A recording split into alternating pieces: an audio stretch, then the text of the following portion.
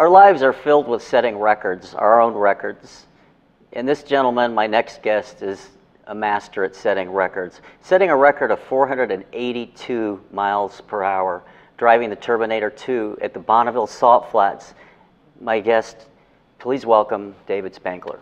David, how you doing? I'm great. It's great to have you. Thank you so much.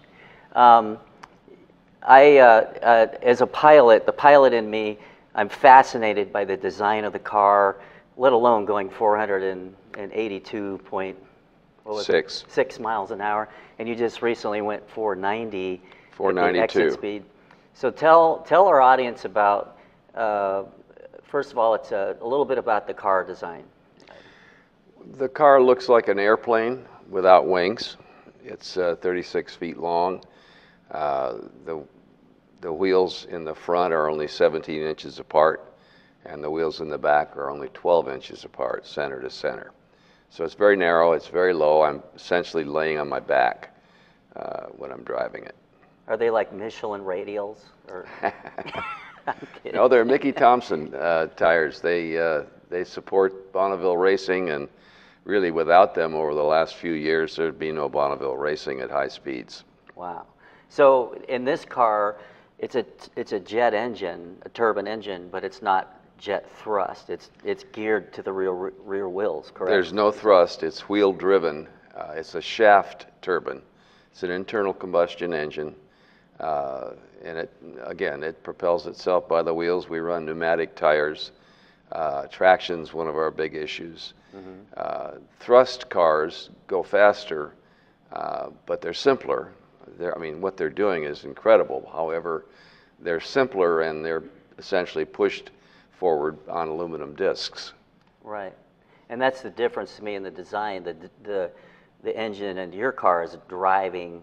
It's actually a correct gear driven. It's a shaft turbine. Thrust of a jet, it goes through gearboxes and etc. Right. So, and let me digress just a little bit. Where'd you grow up? Michigan. Michigan, okay. Where did you get into racing? Michigan. I was involved in trying to go fast from 7 years old until really? Your mom was now. like, no.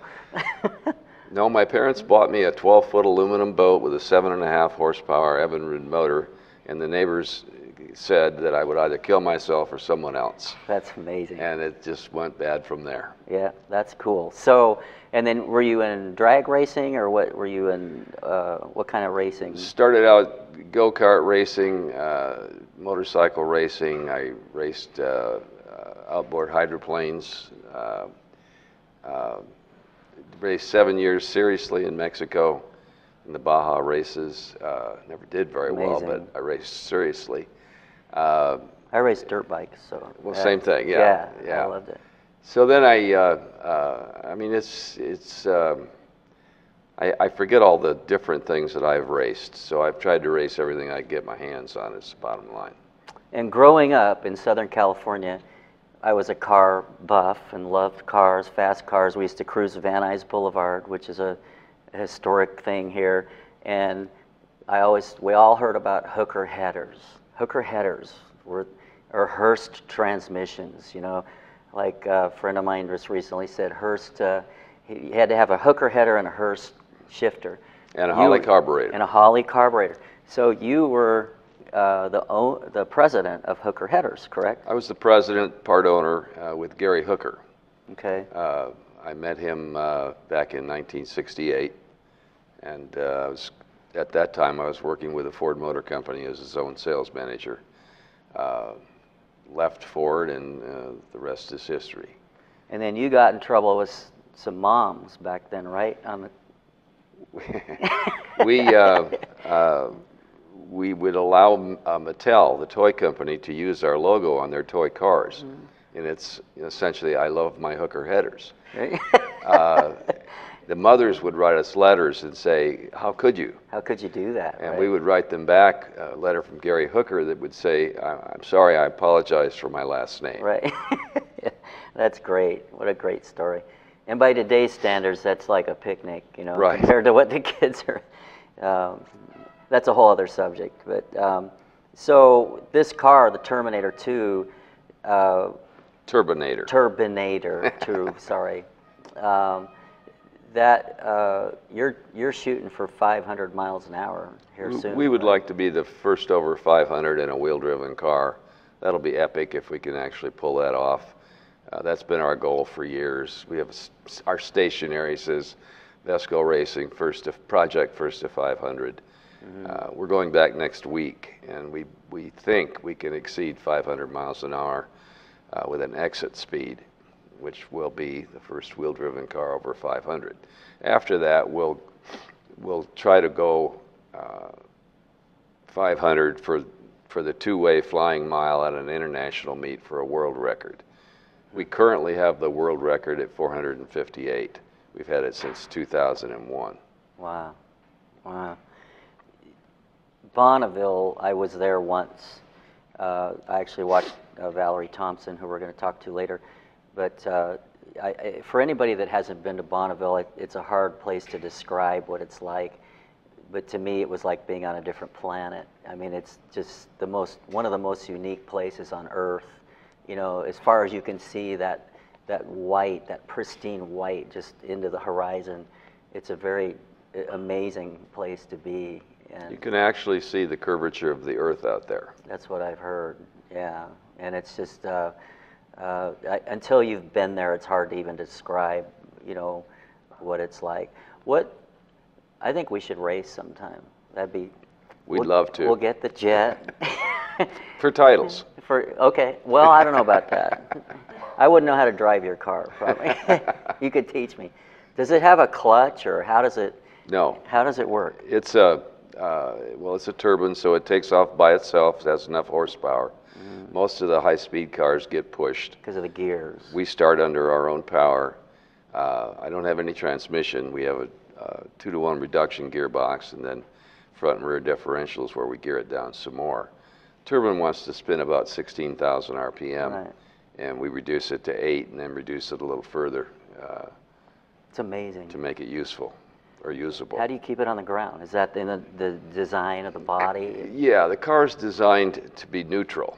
We don't have any downforce, and of course we don't want any lift. And if we're going to error, we'd like to error on, we want a little downforce because we right. definitely don't want to lift. Right. So we have feedback on board, and we can tell if we're lifting or anything bad is going on. That's amazing. Is it scary? I mean, is it just a big adrenaline rush for you, or is it just, do you ever get like, uh-oh? People ask me, how does it feel? And it's the most awkward question. I have no idea how to answer it. I don't feel anything. I'm entirely concentrating, thinking about nothing else. You go into a mode. And so I don't feel anything. Yeah. My heart rate doesn't move. I mean, I get in there at 60, I get out at 60. Wow. But I realize that I'm going really fast, and I'm really concentrating. The video is amazing. I just love it. Is it hard to control at that speed, or is it? You're constantly steering the car. A lot of my friends who race, their Porsches on road courses will say, well, how hard can it be? You're just going straight. Right. But the faster you go, the more you're steering, and you won't even see it on the camera. Because you're making micro adjustments every millisecond. Yeah. So the whole point is to not get it out of shape. The whole point is to stay ahead of it and not become a passenger.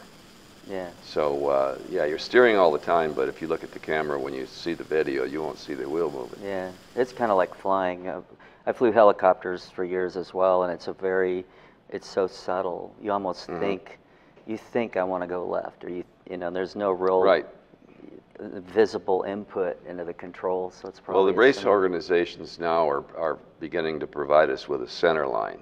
Historically, there was always a center line at Bonneville, and that was kind of how people identified it on film.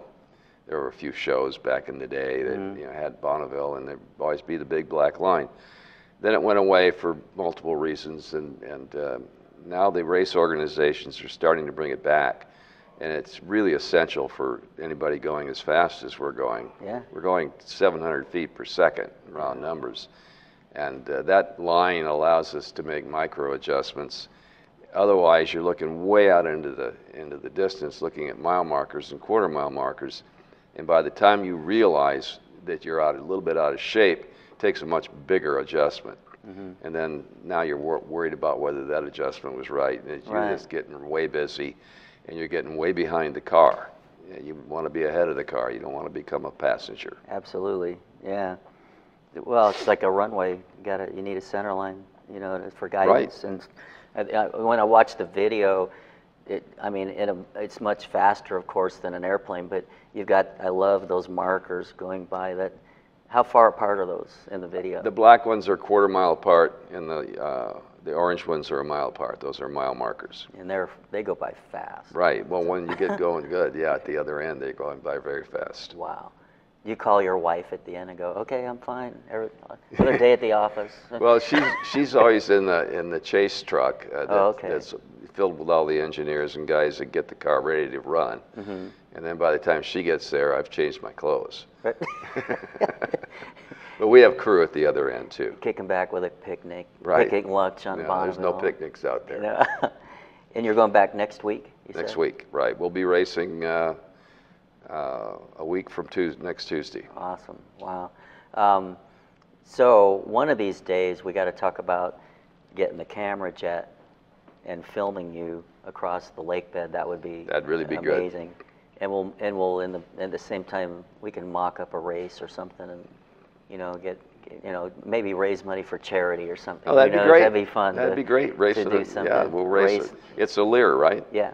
That'd be great. Yeah, it's got a special camera system through the belly, and so it pans 360. So it's a dolly, so we couldn't go as fast as you, but it would definitely keep up pretty well, more than a helicopter or a drone or anything. What are your ambitions and goals after 500 miles an hour? Got any dreams with that? Well, the 500 will be a project, because that's two miles each one with an average of over 500 miles an hour, and then the two numbers averaged. So you have to average over 500 over 2 miles. Wow. In two directions within an hour. So it's a project, and I think we're ready to do that. And after we do that, I have no idea what our project will be. But the other day on the line, somebody asked a question, and why are you guys doing that? And Rick Vesco said, "Well, we're setting records. That's what we do." Absolutely. Well, that's life. Life is, to me, about setting goals and records, and maybe our records aren't as broad as yours are at 500 miles an hour, but that's life. And if you don't set goals, you're never gonna achieve and move forward in life. So I think it's so inspirational what you do, and what because you're an inspiration to others to hey, set your mind beyond the limits of what you think can happen, and it'll happen. Landing on the moon, all those things we've done as mankind, to me, are just such accomplishments. And the technology you're using can transfer maybe into automobiles down the road, and all of that. So I'm just honored to meet you, and can't thank you enough for coming out. And I want to come see you at Bonneville. I'd love to come see you sometime. So. Well, you're welcome. You're welcome in the pits. And really, that'd be awesome. It's a friendly place. You can get in there. Anybody can get in there. And walk into the pits and go through, and most of the pits are really friendly. They'll let you walk in and ask questions, nice. Get autographs or whatever the heck you want to do. So we're going to wish you luck and cheer Dave Spangler on. Yeah. So Thank you. We're going to good luck and be safe out there, okay? All right. Thank you very much. We'll see you next time.